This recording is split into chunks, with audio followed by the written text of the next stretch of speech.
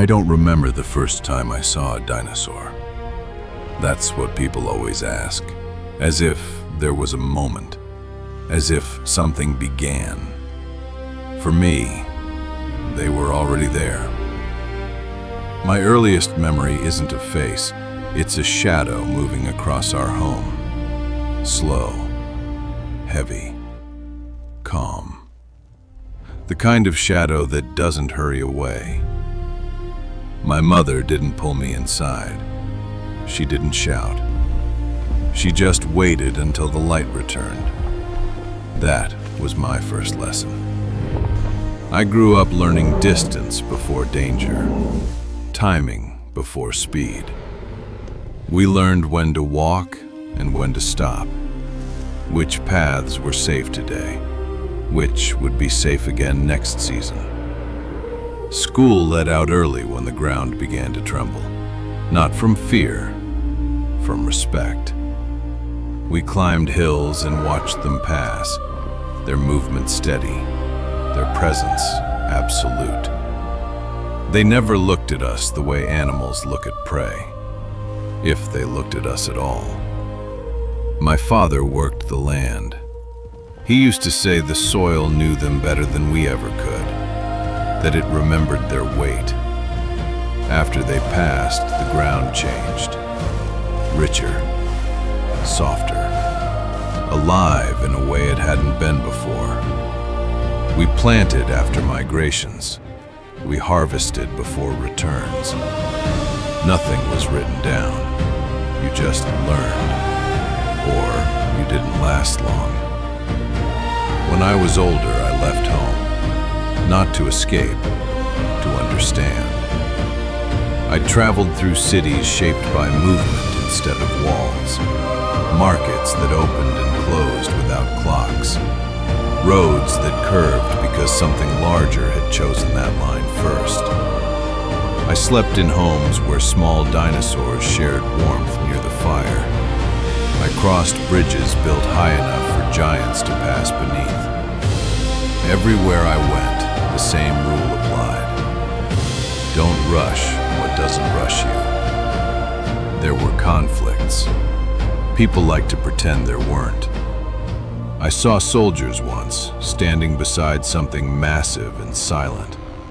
Armor polished, weapons ready. The dinosaur didn't move, didn't react. It just stood there, as if the idea of war was too small to notice. That was the last time I saw an army march with confidence. Now, I live near the coast. Some mornings I wake before the sun and walk down to the water. Sometimes they're already there, moving beneath the surface. The sea feels different when you know you're not the largest thing in it. Children swim nearby. Boats pass slowly. No one panics. You can't share a world this long and still believe everything belongs to you. I'm older now. My hair has gone gray.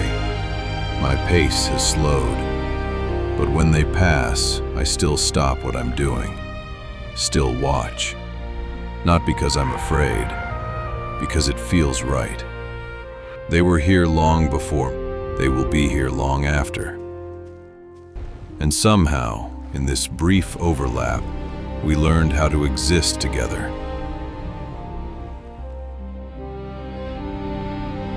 They are everywhere now, moving through valleys, forests, coastlines, across roads, across fields, across the edges of cities.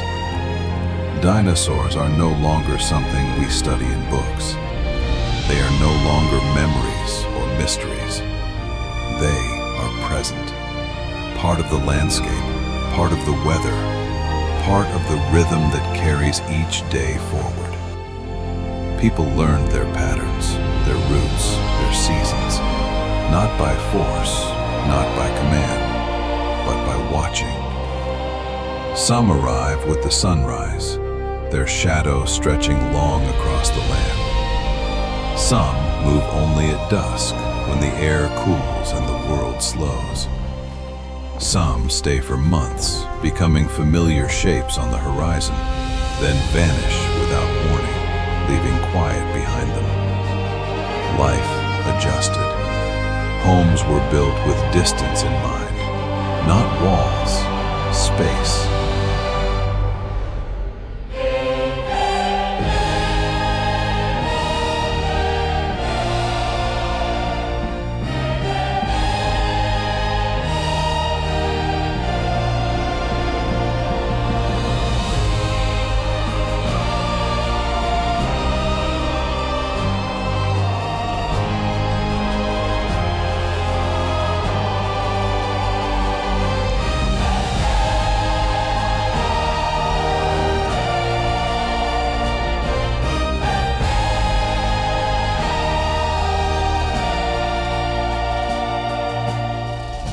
Dinosaurs are not controlled. They are not contained. They are not owned. They simply coexist. Sometimes humans walk beside them, small figures next to immense forms. Sometimes they watch from far away, content to observe rather than interfere. Sometimes they share the same water, the same shade, the same silence. There is no fear in familiarity, only awareness. Dinosaurs move slowly, deliberately, with weight that reminds the ground it is alive, with patience that ignores urgency, as if the world belongs to all timelines at once, as if haste was something invented later.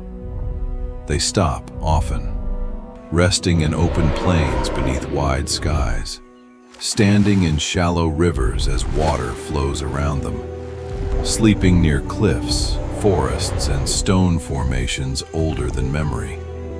Their stillness is as powerful as their movement. People pass by quietly, voices lower without being told. Footsteps soften.